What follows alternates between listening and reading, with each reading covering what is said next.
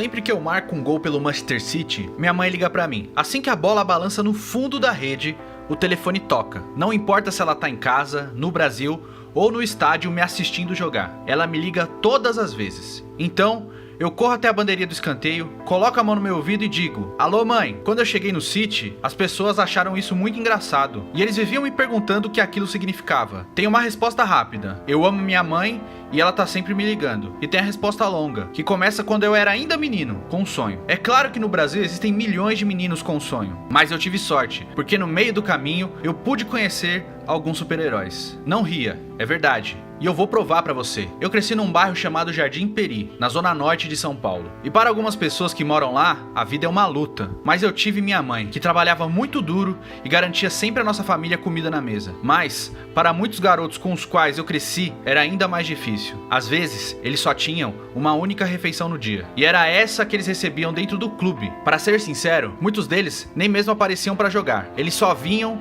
para se encontrar e comer de graça um sanduíche de mortadela com refrigerante. Era sempre pão com mortadela e uma lata de refrigerante. Às vezes, era só o refrigerante. E isso tinha que durar até o fim do dia. Para mim, todos os meus sonhos, todas as coisas que eu tenho agora, tudo isso começa com o Pequeninos. Na verdade, é mais do que um clube de futebol. Não pense nas praias e todo esse tipo de coisa. Nosso campo era do lado de fora de uma prisão militar. No lugar onde era para ter o gramado, só havia sujeira e estava cercado por grandes pinheiros. As únicas pessoas que jogavam lá, além das crianças, eram os policiais dessa prisão. Quando eu tinha 9 anos, eu apareci com meu amigo Fabinho, para ver se a gente podia jogar pelo time. A gente andou pela mata, com as nossas chuteiras de futebol embaixo do braço. E foi assim então que a gente conheceu o cara que mudou as nossas vidas, José Francisco Mamed, técnico do time mais novo. E ele disse pra gente: com certeza, vocês podem jogar na próxima partida. Não tinha nenhum papel pra assinar, nada. Porque esse clube não era do tipo que tentava fazer as crianças se transformarem em lucro. Tem a ver com mostrar pra essas crianças algo positivo e dar pra elas alguma coisa pra comer e mantê-los longe das ruas. O Pequeninos não é um clube grande, então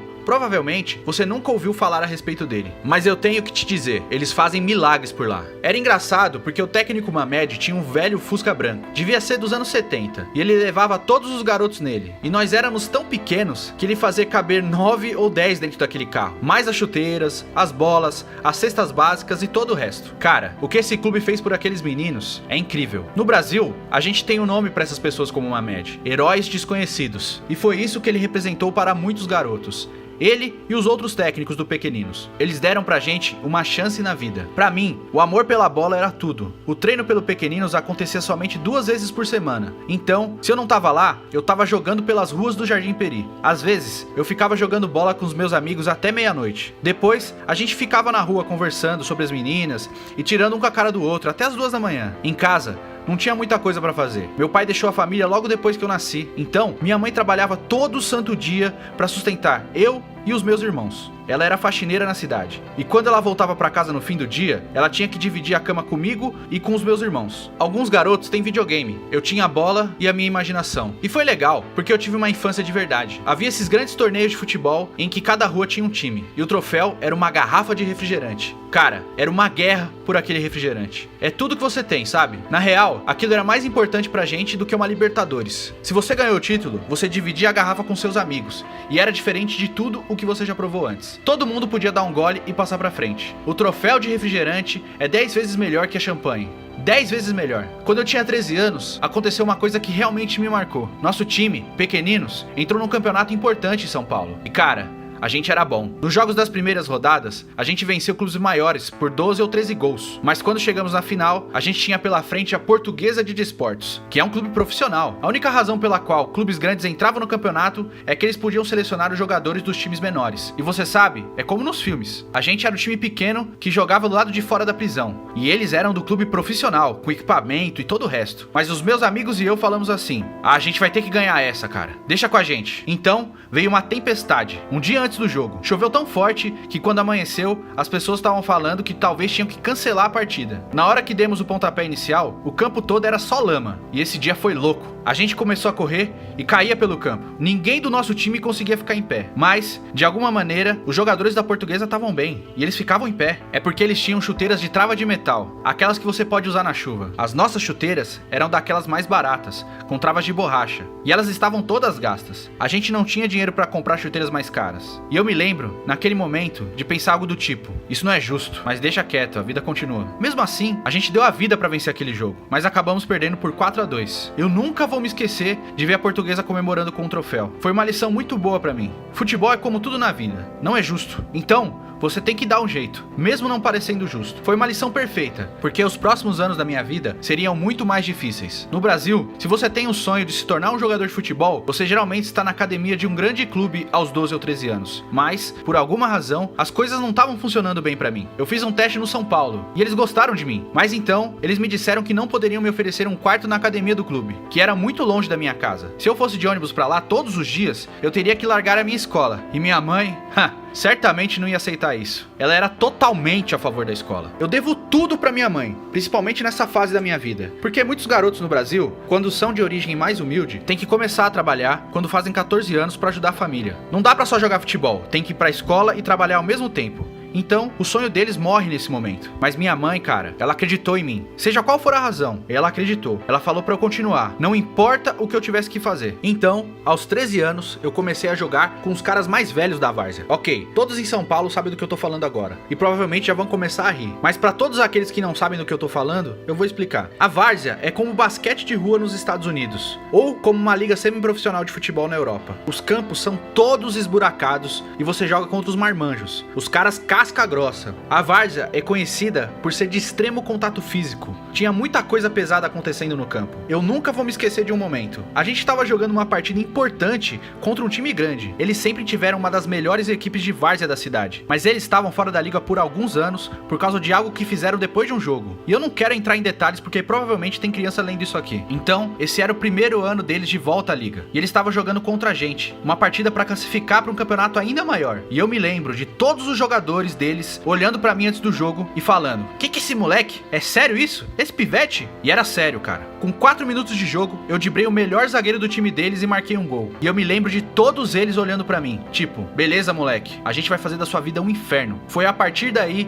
que eles começaram a me bater todas as vezes que eu tocava na bola. Eles ficaram loucos, como se eles tivessem vindo atrás de mim só pra me machucar. Tinha um baixinho no meio campo do time deles, que era conhecido por ser valentão. E ele ficava me falando: eu vou quebrar suas pernas, moleque. Se você tentar me driblar de novo, eu quebro as suas duas pernas. Então, eu peguei a bola e driblei ele de novo. Foi como um lance na NBA. Quebrei a espinha dele, deixei ele no chão. Mais uma vez ele me olhou e me ameaçou. Parecia que ele ia me matar. Mas o que eu posso fazer? Quando eu tenho a bola nos pés, eu vivo um mundo diferente. Então, eu peguei a bola de novo e sem olhar dei uma assistência pro meu companheiro marcar um gol. A torcida que acompanhava aquele jogo tava doida, mas o jogo terminou 2-2. Mas a gente acabou vencendo na cobrança de pênaltis. E eles ficaram revoltados. No apito final, o valentão do time deles veio pra mim e disse: eu falei que ia quebrar suas duas pernas, moleque. Eu te espero lá no estacionamento. Ele tava falando sério. Foi complicado. E eu me lembro de pensar: já era. Eu não posso sair daqui do jogo. Mas, por sorte, meus colegas de time me protegeram. Todos eles ficaram em volta de mim e me levaram até o estacionamento. Só assim eu consegui chegar em casa com segurança. Mas esse tá longe de ser o fim da minha história. No Natal do ano passado, eu fui pra casa ver minha família. E tive que ir ao banco pra resolver alguns problemas burocráticos. Fui pegar meu carro no estacionamento e o cara que cuida dos tickets no guichê me deu aquela olhada, como se ele me conhecesse. Ele devolveu o ticket, mas ainda tava me olhando. E falou: e aí, moleque? E eu fiquei olhando pra ele, tipo, não tava entendendo direito. E ele fala: lembra de mim? Da várzea, mano. Eu ia quebrar tuas pernas. E eu, caramba, meu Deus. Eu não sabia o que fazer. Então ele falou: cara, eu ia mesmo quebrar suas pernas aquele dia. Você acredita nisso? E eu tentando ficar tranquilo, tipo: que é isso, mano? Você não ia fazer isso não. Eu sei que você tava só zoando. Mas ele seguiu falando: não, mano, eu tô falando sério. Eu ia realmente quebrar suas pernas. E agora você tá jogando pelo meu time, mano. Eu te amo, cara. Eu não posso acreditar nisso. Você consegue imaginar se eu tivesse quebrado suas pernas? Aí a gente riu e eu acabei tirando uma foto com ele. Existe uma expressão no Brasil. É a única forma de descrever o que aconteceu comigo. Minha vida mudou da água pro vinho. 5 anos atrás, eu tava jogando na várzea, apenas tentando sobreviver, apenas tentando chegar num clube grande do Brasil. A várzea me deu uma boa perspectiva. Eu joguei com grandes jogadores, que hoje são motoristas de ônibus, ou trabalham no supermercado, ou são pedreiros. E não foi porque eles não eram bons jogadores, ou porque não se esforçavam. O que conta nessas horas é sorte e oportunidade. Algumas pessoas têm que ir atrás do seu sustento e não pode ficar correndo atrás dos seus sonhos. Se eu não tivesse o apoio da minha mãe, eu provavelmente estaria no mesmo caminho desses outros jogadores de várzea. Mas, ao invés disso, eu tive a oportunidade de fazer um teste no Palmeiras, quando eu tinha 15 anos. E dali, tudo decolou pra mim. Acho que não consigo nem explicar. Foi como destino, de forma certeira. Deus escreveu tudo perfeitamente. Eu fiquei com o time júnior e assinei meu primeiro contrato campeonato de verdade. De lá pra cá, o tempo passou voando. Fui pro time principal, consegui me destacar e, pra minha surpresa, cheguei até a seleção brasileira e pude participar dos Jogos Olímpicos Rio 2016. Quando eu recebi aquela ligação, foi uma emoção inexplicável. Pra fazer você entender o que esse momento significou pra mim, apenas 2 anos antes, eu tava nas ruas do Jardim Peri pintando as calçadas de verde e amarelo pra Copa do Mundo 2014. Os caras da minha vila desenhavam muito bem e fizeram grandes murais, com os rostos dos jogadores brasileiros, Davi Luiz, Neymar, Marcelo, e a gente tava deixando tudo aquilo colorido. Esse campeonato em 2016 foi bastante especial pro brasileiro, porque a medalha de ouro olímpica era a única conquista que o país do futebol jamais tinha conquistado. Eu lembro que o peso daquele campeonato era muito grande, não apenas porque era nosso país, mas pelo que aconteceu na última Copa. Depois que a gente não jogou bem as 2 primeiras partidas, a crítica ficou muito intensa, especialmente contra o Neymar. Eu realmente admiro o Neymar pelo modo como ele lidou com tudo isso e pela maneira que ele conseguiu liderar o nosso time. Antes do campeonato, eu era apenas mais um fã do Neymar, como tantas outras pessoas. E ele é um jogador de futebol incrível, que todo mundo conhece, mas ter a chance de saber quem ele é de verdade nesse período foi especial, por causa do jeito dele. A forma com que ele trata todo mundo me surpreendeu muito, porque mesmo no curto período em que eu vivia futebol, eu vi tantos caras que nem são grandes jogadores, que não ganharam nada, serem muito mascarados. Mas o Neymar trata todo mundo como se fosse irmão dele. E ele foi a grande razão pela qual a gente foi capaz de se unir e ignorar a pressão e jogar um pro outro. Quando a gente ganhou aquela medalha de ouro, foi um momento incrível pro time e também pro país. Antes dos jogos, o Neymar fez uma tatuagem e eu me inspirei nele pra fazer a minha também, porque realmente diz tudo o que representa pra mim. Uma criança pequena que tá no pé do fundo de um morro, olhando pras favelas, segurando uma bola de futebol debaixo do braço e sonhando com seu momento de glória. E não é somente eu, não é somente o Neymar, são muitos brasileiros. E é isso o que essa tatuagem significa pra gente. Eu sempre vou fazer de tudo pra estar jogando pela seleção brasileira. Eu sei que há muita disputa pra ver quem é convocado. E essa foi a grande razão pela qual eu decidi vir para o Manchester City. Eu sei que eu preciso continuar me desenvolvendo como jogador. Eu vou falar pra você, aqui é muito diferente do Brasil. Você não vê muito o sol. Cheguei a receber algumas ofertas pra jogar em outros clubes, de lugares mais quentes, por exemplo. Mas, pra mim, a decisão de vir para o Manchester City tinha um peso maior pra poder jogar sob o comando do Pep Guardiola. Essa é a minha primeira vez num país onde realmente é muito frio e eu não falo a língua. É um desafio ser compreendido, e pode ser até solitário nesse momento. No entanto, quando o Guardiola me ligou, enquanto eu decidia para qual clube eu ia jogar, ele disse que estava contando comigo. E eu posso te dizer, cara, o Guardiola estava sendo muito verdadeiro. E no futebol, isso significa demais. Quando ele falou isso pra mim, eu não pensei 2 vezes. Minha decisão estava tomada, era o City. Mas antes de eu ir para Manchester, eu tinha uma última coisa pra fazer. Eu tinha que encerrar um capítulo na minha vida. Então, eu voltei pro campo onde o pequenino jogava, com as chuteiras debaixo do braço, como quando eu tinha 9 anos de idade. Mas dessa vez, um pouquinho diferente. Eu tinha 250 pares de chuteiras realmente boas pros moleques. Agora, quando qualquer um dos grandes clubes jogar contra pequeninos, num campo molhado, é melhor tomarem cuidado. Daqui em diante,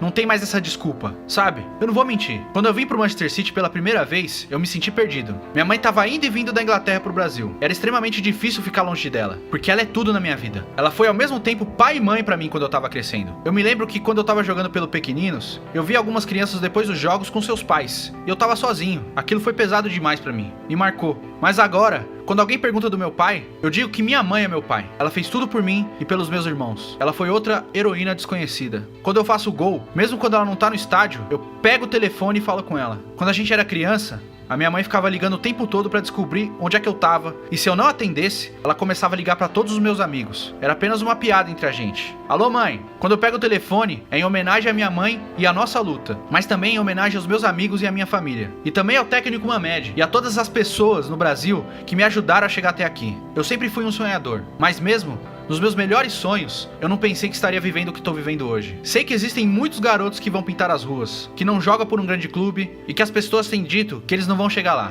Eu diria pra eles, nunca parem de lutar. 4 anos antes de eu entrar pelo túnel do estádio Etihad, eu ainda estava jogando na várzea. E os caras falavam que iam quebrar as minhas pernas no estacionamento. Sua vida agora pode ser apenas um sanduíche de mortadela com refrigerante. Mas, se você continuar a correr atrás dos seus sonhos, cara, quem sabe o que vai acontecer? A água pode se transformar em vinho. Então, para todas as crianças, se você chegou até aqui na minha história, eu tenho uma mensagem, e isso realmente é importante. Jamais pare de sonhar. Ah, e faça mais uma coisa por mim. Ligue para sua mãe, ela sente saudade de você.